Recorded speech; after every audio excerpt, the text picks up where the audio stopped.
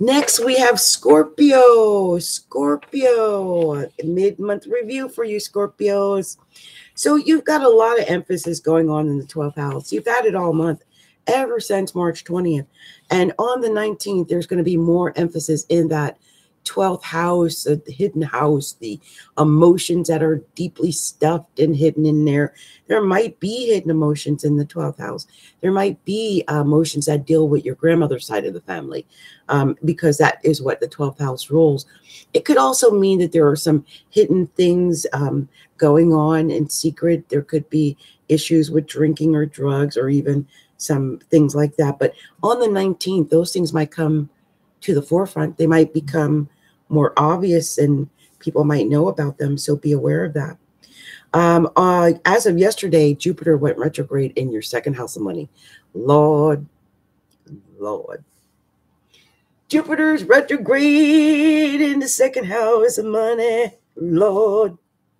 What I'm thinking, I'm not going to look at it as a bad thing. I'm going to say what this means is that Jupiter is retrograding into August so that you have an opportunity to review your finances, to find out why, if any, money is, being siphoned away or slipping out of your hands, and how you can increase your making of more monies and being more abundant. And so you can use this time between now and in August to become more abundant, okay? Or to at least work on the things, review, renew, revive, regenerate. There may be restore. There may be things that you need to do when it comes to the area of money and the things that you possess that you'll be able to do after, now that Jupiter is retrograde in the second house of money. And also on the 24th, Pluto retrogrades in the third house. And on the 29th, Saturn retrogrades in the third house of communication. So you might find that you are having some limit or restriction when it comes to communicating with family.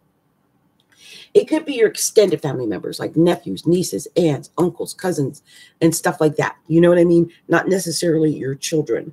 Although I do see that Neptune is in the fifth house of children. And so it might be that you can't see your children clearly right now. It may be that your children are doing things and you're not aware of what they're doing. I would say if you've had trouble with your kids, just hopefully you had a good relationship with your kids over the month of April. But Venus and Mercury are there. So it would be up until the 17th, a great time to have heart-to-heart talks with your kids. Venus is there. Mercury is there. It's pleasant.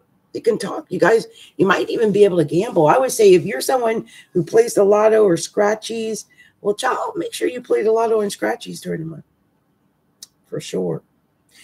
Also, there's a lot of emphasis in your work, a lot of emphasis in work. Wow. Chiron's there. The sun is there. You're going to have Mercury and Venus there soon. And the new moon was there. It's a lot going on in your work. I don't know how it affected your work, but you might feel like your work needs all of your attention, or that there's some problems there that just doesn't seem to be healing.